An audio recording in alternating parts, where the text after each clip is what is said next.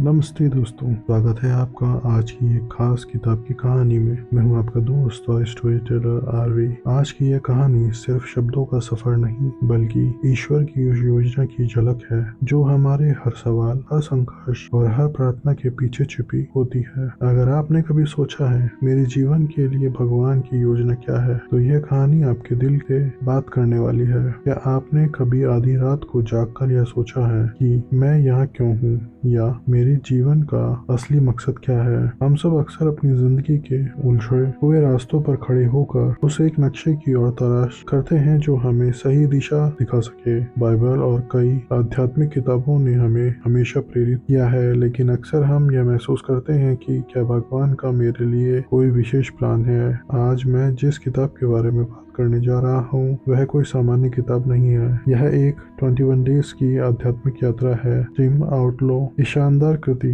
God's plans for you 21 days devotional. आगे कुछ मिनटों में हम इस किताब की गहराई में उतरेंगे और जानेंगे कि कैसे यह 21 डेज आपकी जिंदगी के फैसलों को बदल सकते हैं। दोस्तों, इस किताब की सबसे बड़ी खूबी इसकी सरलता और इसकी बनावट है। टिम ने इसे एक डिवोशनल यानी भक्ति मार्ग के रूप में लिखा है। यह किताब केवल पढ़ने के लिए नहीं बल्कि इसे महसूस करने के लिए बनाया गया है। इसमें 21 डेज का एक व्यवस्थित ढांचा है। हर दिन आपको एक नया विचार, एक नई प्रार्थना और कुछ ऐसे सवाल मिलते हैं जो आपको सोचने पर मजबूर करा देते हैं। लेखक ने हर विषय के लिए पर्याप्त जगह दी है ताकि पाठक जल्दबाजी ना करें बल्कि हर शब्द को अपने दिल में उतार सकें। अक्सर हम किताबें पढ़कर खत्म कर देते हैं, लेकिन टिम यहाँ हमें ठहरना सिखाते हैं। वह कहते हैं कि भावनाओं की इच्छा को जानना कोई जादुई घटना नहीं बल्कि यह एक प्रक्रिया है। इस किताब की एक और गहराई जो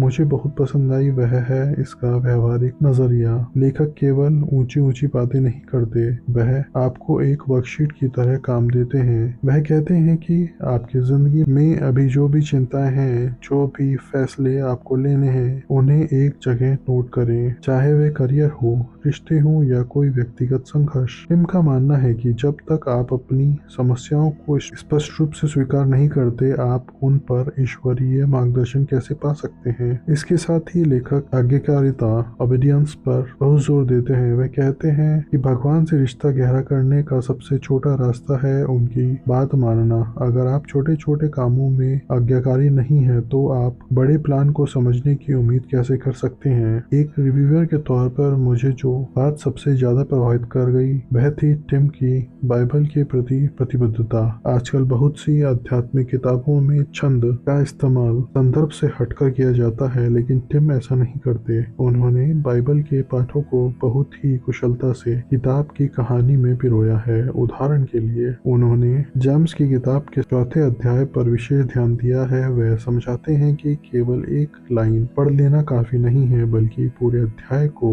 उसके सही संदर्भ में पढ़ना क्यों जरूरी है। यह उनकी ईमानदारी को दर्शाता है कि वह बाइबल की शिक्षाओं को तोड़ मरोड़ कर पेश नहीं करता चाहते। दोस्तों, कोई भी किताब तब तक बोरिंग लगती है जब तक उसमें लेखक खुद को शामिल न करे। टिम ने यहाँ बाजी मार ली है। उन्होंने अपने जीवन के साधारण और मजेदार उदाहरणों से गहरे आध्यात्मिक सबक सिखाए हैं। उन्होंने रोजमर्रा की छोटी छोटी बातों का जिक्र किया है, जैसे कि फैब्रिकेटेड किचन आइलैंड को असेंबल करना या फिर मोजों के साथ सैंडल पहनना। ये बातें सुनकर चेहरे पर मुस्कान आ जाती है, लेकिन इनके पीछे छिपे संदेश बहुत गहरे हैं। मेरा सबसे पसंदीदा हिस्सा वह था जब टिम ने अपनी और अपने साथी की एक हंटिंग ट्रिप का जिक्र किया। वह कहानी इतनी मजेदार है कि आप पढ़ते पढ़ते खिलखिला उठेंगे। टिम हमें बताते हैं कि भगवान का रास्ता खोजने का मतलब यह नहीं है कि आप अपनी हंसी या अपना व्यक्तित्व खो दें। भगवान हमारे साधारण पलों में भी मौजूद है। इस किताब को पढ़ने के बाद मुझे कई ऐसी नई बातें पता चली जो शायद पहले कभी नहीं सोची थी।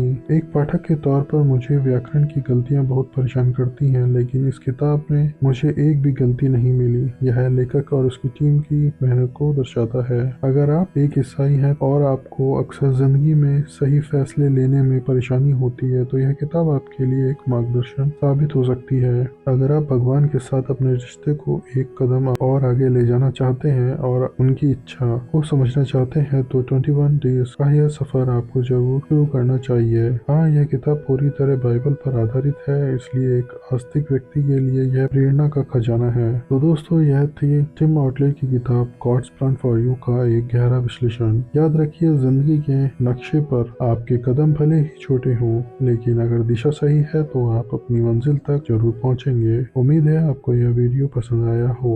अगर आप भी अपनी जिंदगी का मकसद तलाश रहे हो तो कमेंट में जरूर बताएं। अगली बार फिर मिलेंगे एक नई कहानियों और एक नए किताब के साथ। तब तक के लिए खुश रहिए और सीखते रहिए। आप सुन रहे थे टिम आउटले की लिखी किताब की कहानी God's plan for you 21 days devotional. तो दोस्तों, यह थी आज की पूरी कहानी। आपकी क्या राय है कमेंट में जरूर बताएं। अगर आपको कहानी पसंद आई हो तो इसे लाइक करें, शेयर करें और हमारे चैनल को सब्सक्राइब करना ना भूलें। बेल आइकन दबाइए ताकि आपको हमारे नए वीडियो की नोटिफिकेशन सबसे पहले मिले। मिलते हैं अगले वीडियो में, तब तक के लिए जय हिंद, धन्यवाद।